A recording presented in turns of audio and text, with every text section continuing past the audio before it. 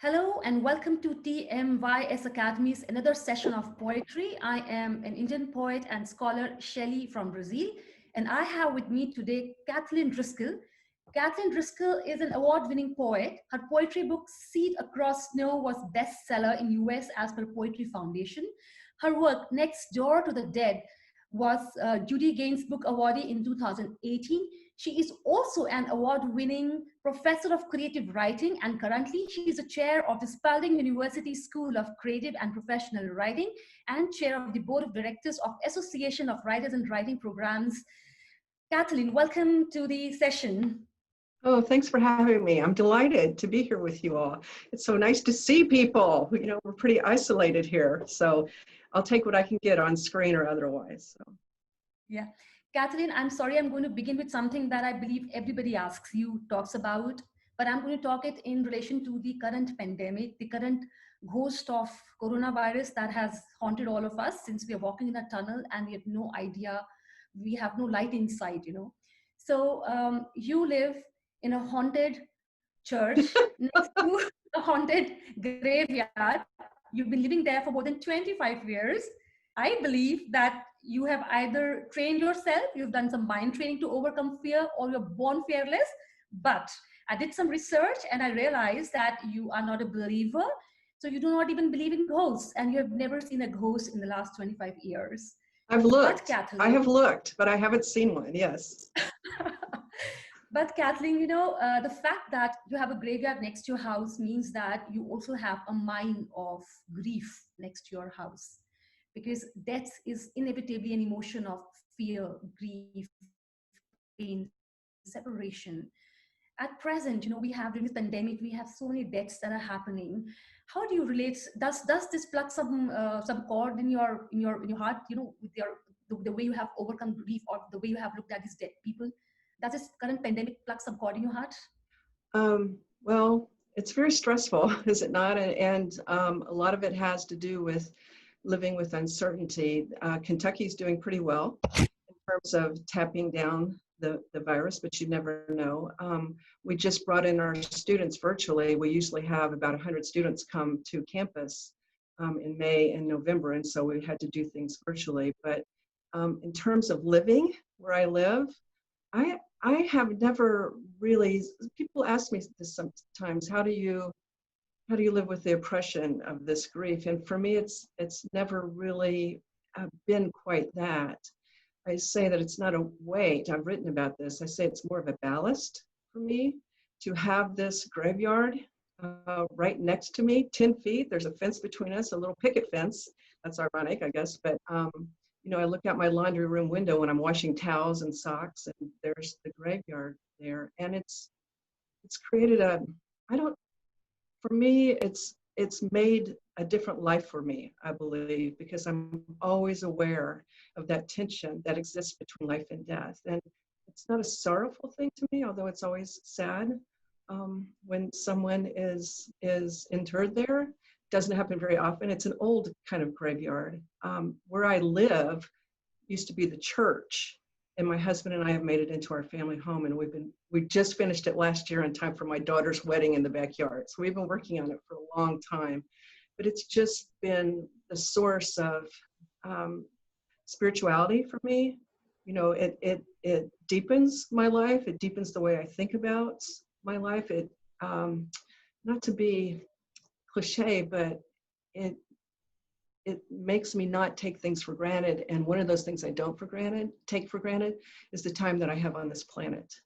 So yeah, I guess I look at it a little differently. And the fact that I'm not a believer, I think that makes it more ironic that I live in a church and I walk into it every day. But I'm such a beautiful space full of sunshine and memories, and just feeds my creative life as well. I mean, I think about the people who were baptized there. I think about, was there actually a funeral that happened around where we have our dining room table? I mean, that's a very sort of interesting tension to think about. So I'm not a real sentimental person either. So I don't know if that helps you, but talk about the pandemic.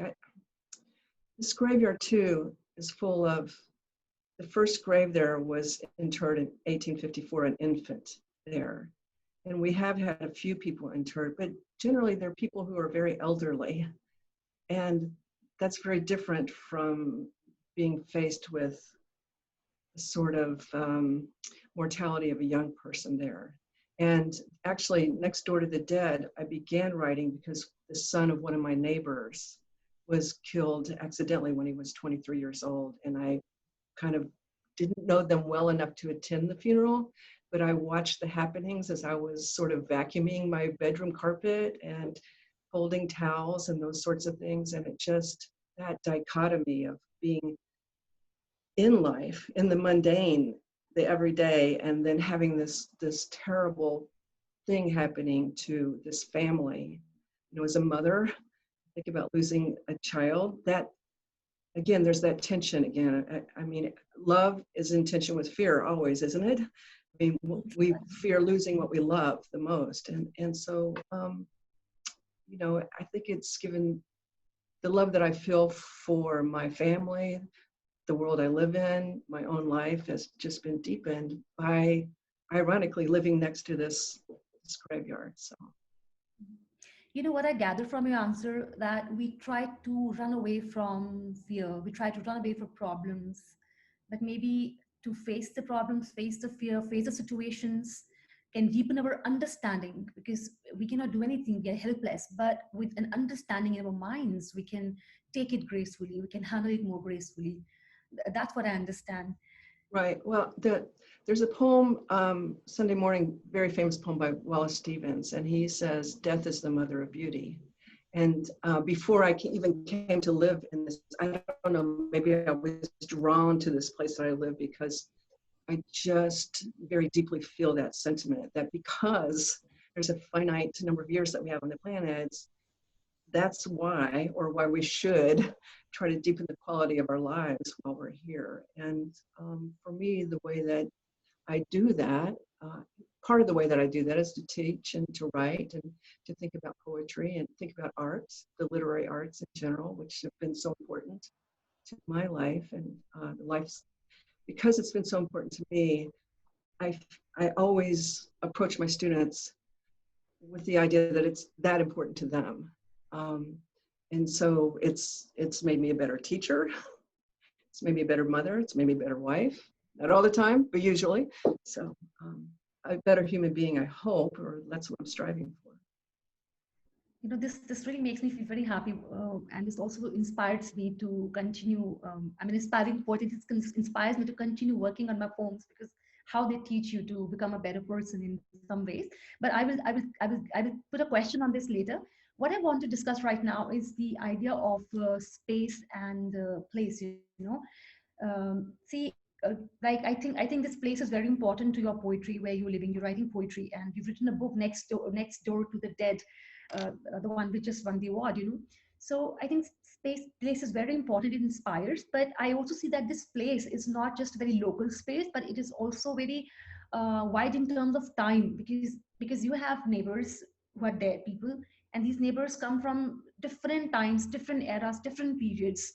So I see that it's a kind of a time travel for you. It's a kind of time machine that takes you to the past in a certain way. So therefore, I see this space. It is supposedly like, just a graveyard, but it is actually a time machine, and it's very wide. It's very deep, Yeah, So I this is love very that you say that. I love that you say that because that's the way I think about it too. I mean, when I started writing this book, you know, I was writing from the place of that, or starting from the place of that young man's death. But I soon realized that I could write about whatever I wanted to write about because of those very things that you're talking about. So I'm sorry I interrupted you. Yes. I got so excited, I couldn't stop. Definitely. It's very exciting for me. There are people. What I wanted to talk about space and time right now is that poetry is not a full-time profession for many people. Yes, for some people, it helps pay bills, like Rupi Kaur, a very exceptional example. And some people, it's a full-time profession, but for many people, they have to work extra hours not extra hours. In fact, they have to work full time to pay their bills, and then they do poetry, like, in the graveyard shift at nights, or they steal time in between. So how do you think the residents, especially that you work in this area, the residences can help them, cultivate that discipline towards writing? Well, in particular, Spalding's program is a low residency program, which means that our students come here for a finite amount of time, or go abroad. We do travel abroad too.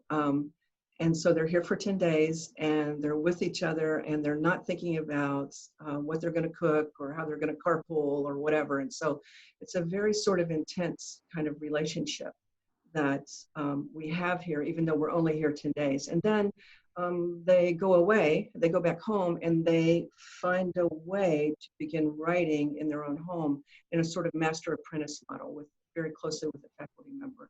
So you have the best of both worlds there, but it does teach them.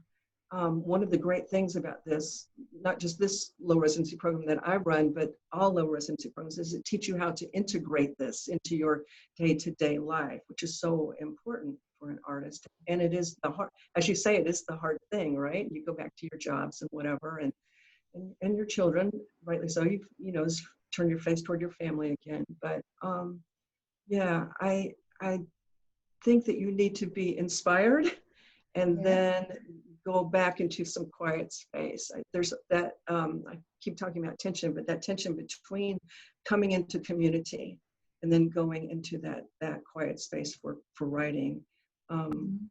Yeah, I think that's really important. I have never really spent much time away from my home going to residencies because my kids were little, and I traveled a lot I was away from home a lot with this program, 3 residencies a year. But I never really felt the need to do that because my home is so important to me, and I had such a wonderful space to write in and so many things to think about when I was there. And it's truly not the case for everyone. You have to learn how to find that quiet space, and it is the hardest thing. It's not the ideas, or even the motivation. It's finding that time and that balance to be able to make art. I mean, I don't know of many cultures, but particularly the American culture is not very friendly to artists. So, we have to work doubly hard to make those opportunities for ourselves. It's at the core of what we do. If you are an artist, it is part of your identity. And if you don't make time for that, you're not living your whole human self. You're not living your potential. So that's why it's so important sometimes to come together and remind people of that. But I have to remind myself of that too. Yeah. But then you understand that there's a double pressure. Like, writing is laborious. It's not something that some people think, oh, writing is you just sort of lost in some other world and you're idling away time. It's not that. It's a double labor. And you have to, this tension that you talk about, the tension between being in the world and getting out of that world into your own quiet, or the tension that you talked about between love and grief, or fear and love. I think this tension is what makes it very difficult, but this tension is very mandatory to creative output, I believe. Because I just realized that I think the best things in the world, they really come out in very odd circumstances, right? Right. Yeah. I actually think writing is not that hard. It's revision and polishing and making the art. So all writing is worthwhile, and all writing is important as a communication and a way to connect to other people, other human beings, other situations, to ourselves. But it's that revision, that shaping of something, that really is the hard work. But also, if you're I don't know if I really believe this, but I'll say it anyway. I think that if you're a writer, you love that revision part of it, that shaping of it, which is really the work, and where the skill and the practice and the craft comes into, which is the thing that I love about making poems. I mean, I love to get a poem down and have a great idea and know that it's going somewhere, but then the real fun comes in. Satisfaction, I should say, maybe not fun, because not all subjects are light and bluebirds, but the satisfaction that I get as an artist is in the revision process and shaping and coming back to it and taking a comment out and coming back 3 days later and putting the comment back in. So. Right. That's so, Kathleen. I would like us to discuss more on this process of writing and the idea of revision and editing your work. But before that, I would be very delighted if you could read at least a couple of your poems for our audience. Sure. Do you have anything in particular? You want me just to choose something, or? At the moment, I'll be really happy if you can read from Next Door to the Dead. Okay, great. Later, I would want you to read. Yeah. Okay. I will read a poem called Living Next to the Dead Acre that really gives the story, kind of. It's a narrative about how we came to live in this place. Mm-hmm. So, Living Next to the Dead Acre. The preacher who sold us the old church said, "Shah, ain't nobody been buried there in years, no fears. That little cemetery's been full up long ago." But we'd only lived there a month. We're still washing dishes in the ladies' room sink. When I drove home in sleet to find a hearse, its doors agape, brass handles on a casket, the casket sliding out. I slid in behind the long row of cars and parked as if I belonged there. I did my best to hush the rustle of grocery store bags, to hush my kid trying to kick free from his car seat. He bleated to be let loose, to be allowed to join that party. I held him so tightly, he yelped. At the tall vestibule doors, I struggled with and cursed my new sticky key. Behind me, small purple flags flapped in the wet wind, banners pronouncing the new patriots of this strange country. Wow. So I should say I don't know what the thank you. I don't know what the customs are there, but in America, the funeral homes often put these small purple flags on antennas on cars that are in sort of the parade of the funeral to go from the funeral home to the cemetery and to the graveyard or wherever the person's being interred, the body. And it's a way for people to know to pull over and get out of the way, and that these cars belong together. So that's the idea of those purple flags. And then, of course, purple is a color of creativity for so many of us as well. So yes. It was one wonderful poem. I'll be very grateful if you could read that poem, Why I Mother the Way I Do, because then after this poem, I'd like us to discuss this poem as an example of the process of writing poetry. Sure.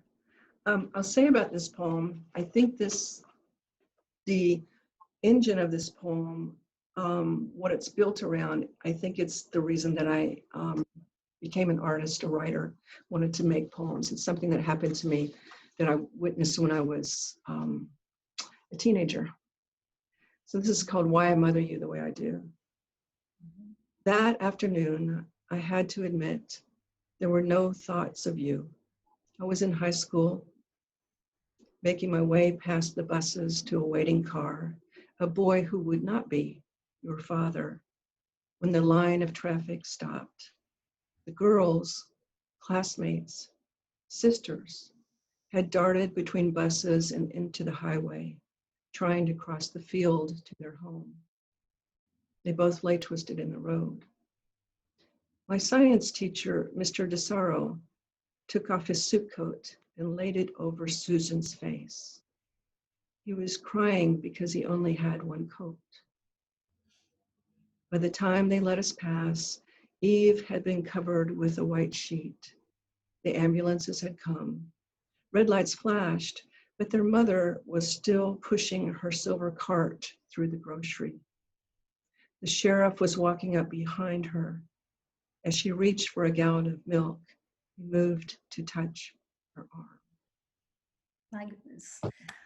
I read this poem a few days back, and it has been coming back to me ever since because I'm also a mother. And I understand that why sometimes we mother the way we do. And I was trying very hard to understand but what took you 20 years, because you said somewhere it took you 20 years to write this poem. You know, it was such an important thing to me. I can't tell you how many times I sat down and began this poem. And I knew that it was a really sort of a talisman image or idea for me. And I could never quite get it right. It's not that I didn't attempt it time and time again, but it just I just had to wait for the moment when things kind of cohesed. I think I was trying to treat it directly, and I needed to come at it from a different direction. And my daughter was 13. She was having a fit because we wouldn't let her do something. I can't remember what it was now. She's 24 now, so I can't even remember. Slammed the door, told us how horrible we were. And, it was all because I wanted to keep her safe. And I began thinking about that. Why is it that aside the fact that I'm her mother and all mothers want to keep children, but why am I reacting to this? And I just came back to this time, and I thought, oh, I've got it. I knew I had it. Standing there thinking about it, I was like, I have it. So I think so many times we're in a rush to not only write, to publish, to write, that we don't honor our work enough to wait for it. It's hard to wait, but yeah. So, I was wondering that when you tell your students that that in their approach to writing, first they must recognize the engine or the heart of the poem. So the engine or heart of the poem is something that is very compulsive. Like it was something that is so compulsive inside you that you rewrote many drafts, and it took you 20 years to write this. So is that how do you, like, if you were to tell me, if I were a student and I would want to really know that, how do I recognize the engine of the poem? How do I, because there's sometimes few things we write and we just discard it off. We feel that we can't do it and we just let it go. Yeah, well, I think first you have to understand that I believe, and I hope I talk everyone into this, that poems do have engines. First you have to understand that, and that is the impulse that moves it forward. That is the impulse that connects it to the other images or context or whatever that you're putting in it. But there is that place, and you should be able to identify what that is. And it's a very sort of pulsing, important place. If you can't identify the engine, the heart of a poem, then the poem falls flat. It just seems to have no shape. It has no core to coalesce around. And that doesn't mean that there's only one engine in a poem. There could be more than one engine, but it's a matter of intensity, I think. And you should be able to go to that place and find it and see how it operates, because it's going to color everything. It's going to color the adjective that you choose to put in front of a noun. It's going to color the length of your sentences. It's going to color the whole sense of your poem, the way the poem turns. Turns away from the engine, turns back to the engine of the poem. Yeah, so that's sort of the way I talk about it. First is the recognition. And you say, and then you combine the form and the sense. And I was thinking about this poem, the way the way I mother the way I do. Why I mother the way I do. So I was thinking that, this is a very matter-of-fact poem. It's actually, the poem is in the title, because the rest of it, especially after the third or the fourth line, it's like really very journalistic kind of writing, which is a poem where just the facts are told in detail. The girl's twisted, and the science teacher, he puts his coat and he cries, not because he feels empathy for the girls, but because he had only one coat and he put it on one of the girls. And these are like, it's just like telling of facts. And there's a telling of facts where just these things, like, for example, the sheriff touches the elbow of the mother who is unaware of this accident. It's so powerful. So how have you done this combining of sense and form? And when you go back to the title, then you really think of another poem, which is the after poem. It's an after poem, that after this incident, how it has shaped the shaped mind, and it has conditioned the mother to be the way she is. So how have you managed to combine this form and sense? Can you throw some light, please? I think, well, at the very essence of it, you have to, and this happens in revision, I think you have to ask the poem what shape it wants to take. And so some of my poems, if you read them, there's a lot of air in them. They move around on the page. But this poem is kind of a tight, controlled poem. I wanted it to resemble a sonnet, although it's not technically a sonnet, but a sonnet is a love song. And traditionally a love song with a romantic partner, if you go back to Petrarch and the Laura sonnets. But I wanted this to sort of take that shape so it would resonate in some way, some echo with the idea of deep love. you know. And I also wanted the break in the poem is really important to me. There, it's happens like a sonnet, like an Italian sonnet, where you sort of set up the situation and then you talk about what that situation means after the volta, the turn in the poem. That's simplifying what an Italian sonnet does, but I mean, that's basically what they often do. And so I wanted to come back and talk about that. But in the poem, the sheriff doesn't touch her. The sheriff moves to touch her. And that was very Yes. important to me because it's about those times in your life where you are one way and then you step over and your whole life is different and to different times. I wanted to protect this mother, to not have her be there yet. Do you know what I mean?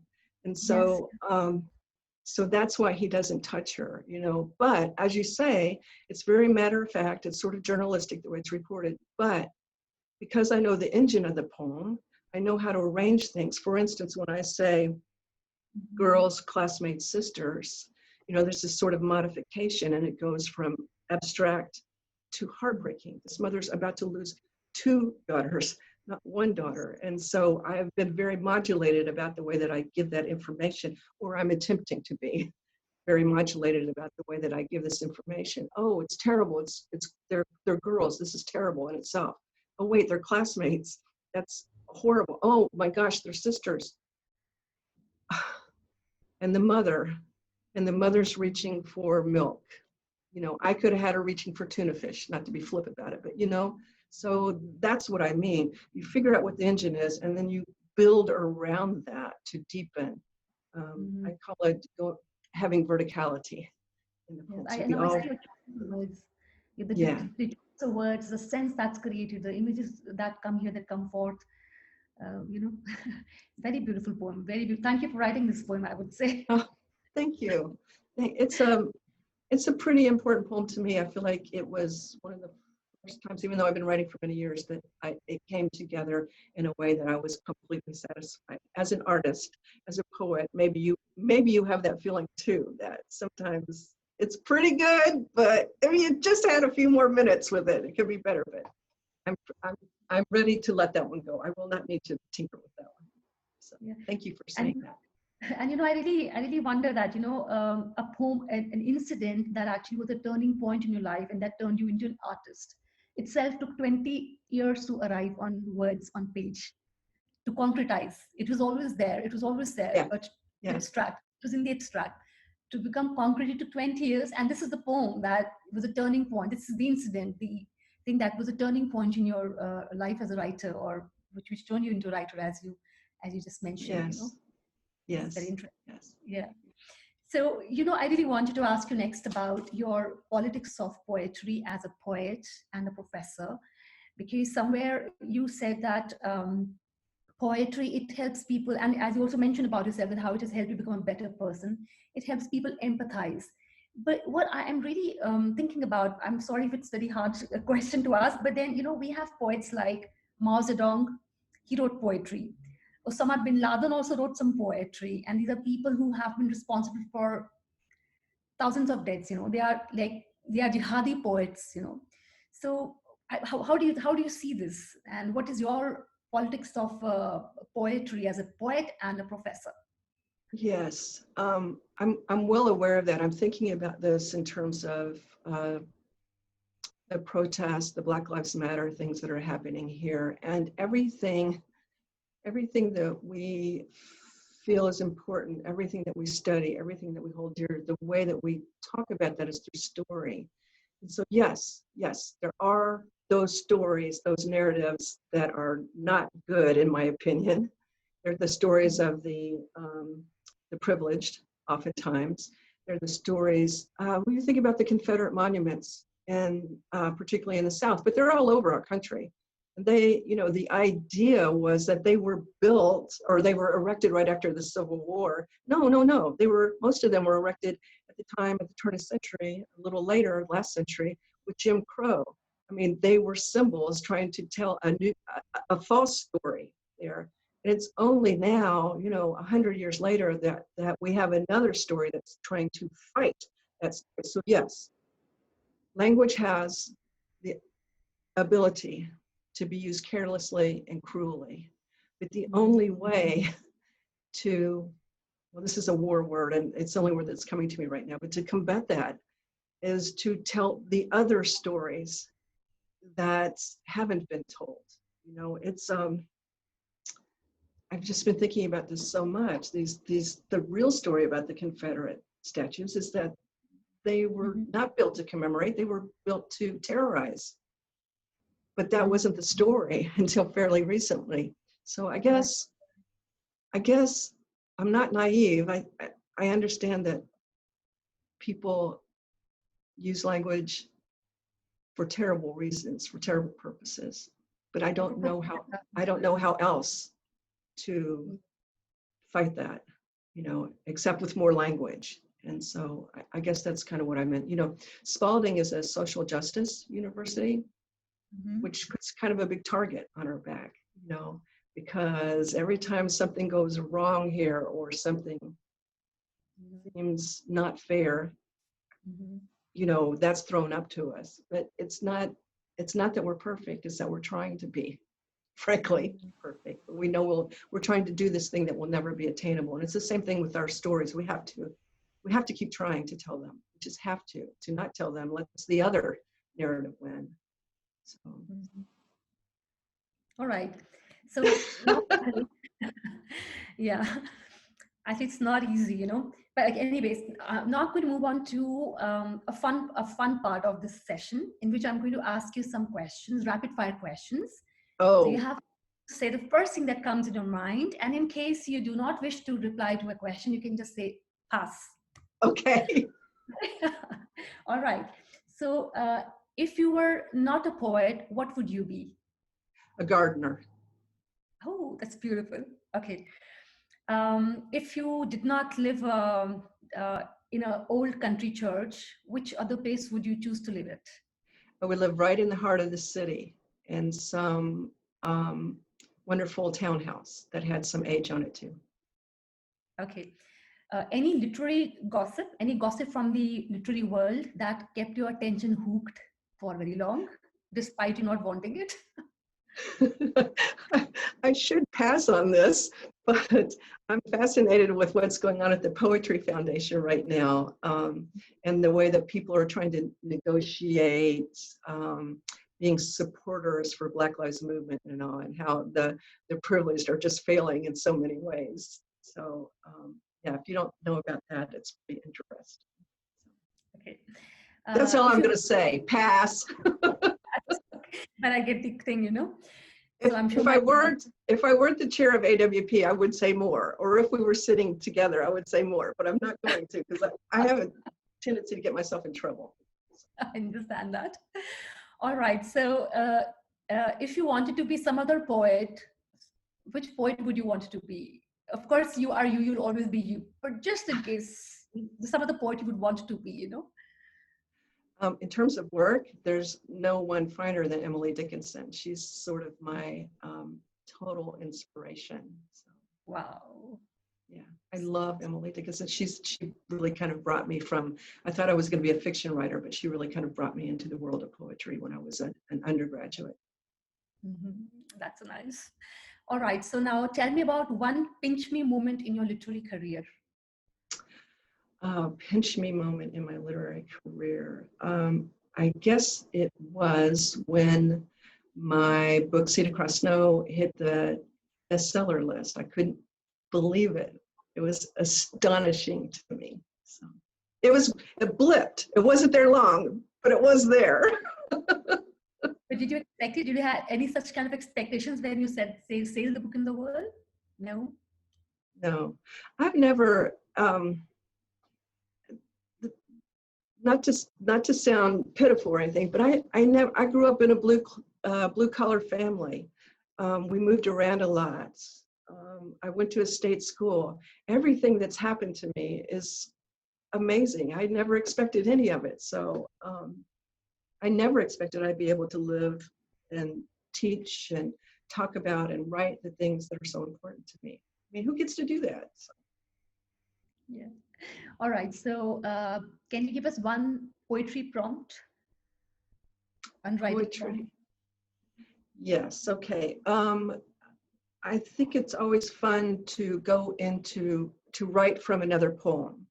So in particular, to find a poem that is written in a persona from a particular point of view, and then to try to find a person in that orbit of that persona and write from that perspective. I think it's really important. So I do this with my students all the time, ask them to do that. That's wonderful. Now, before we end the session, I would request you to read at least two poems. Okay. Yeah, from your collections, any of these. Okay, I'll read a poem called Mowing the Fairways, because I was just talking about this book, Blue Etiquette, is my last book, and it's I've written a lot of poems from what I hope are the perspectives of women working, because I don't think we get to see a lot of that. So this is called Mowing the Fairways. One summer at the local course, I spent my hot days driving the beat-up Alice Chalmers, black smoke burping from its stack. Up and down the fairways of the back nine, I rumbled, bush-hogging the rough. I stopped looking behind me after the first day when I realized I was mowing over nests of young. Once, a shredded snake flew overhead, strange tentacled bird thrown up from the churning blades. It was how I was going to escape, to get myself to college after the sheriff had run away my father, how I would become a nurse or a teacher or a paralegal, something useful. I didn't have to begin ducking balls until around lunch, when the duffers who told lies to escape their offices for the afternoon sped about in carts for a quick round. Once, cutting farthest from the clubhouse, I watched three men in bright orange jumpsuits navigate the wood's edge. They saw that I saw them, but we all pretended I hadn't. They kept moving, I kept mowing, trundling forward. We were all, I guess, pretending it didn't matter where we'd just come from. Wow. Thank you. Yeah, I had a summer job on a golf course, which is a weird thing. I love driving tractors. I have a thing about driving trucks and tractors. I have no idea why. So this is a poem that's about my earliest memory and where the title Blue Etiquette comes from. The poem's called Blue Etiquette. We had gone to visit her Indiana folks, my grandmother and I, to leave a pot of autumn flowers, to pinch a weed or two on driving out, pulled over to see the girl's gravesite. Her marker, a dollhouse, taller than me, not yet in school. I peered through the rippled glass windows, fogging the little panes with my uneven breath. Upstairs, bedrooms with scalloped canopies and floral fringed rugs, and one, a chest, open to tiny folded linens. Then, as if having just been called, my eyes traveling down the staircase, skipping steps as if I were running. My gaze turned right into the dining room, a delicate lace tablecloth over carved legs that ended in fierce animal feet. And tiny dime-sized china plates, petite blue roses painted around their rims. Looking in, just then, I saw the place that had been set for me. So beautiful. I love the way you describe, and it seems that it's the description, it's the setting that's gazing at you. You're not just putting it there, but it's also looking back at you. The way you describe these fine details, very, very nice. Oh, thank you. Thank you for saying that. And this has been a wonderful conversation. I've really enjoyed it. I also really enjoyed it, so though we have to end it here, but you have given me some homework, because now I have to go to some poem, dig out a persona, find its orbit, take inspiration, and create my own poem. Thank you so much, Kathleen. Thank you so my much. Pleasure. Thank you for asking me. Yes, thank you.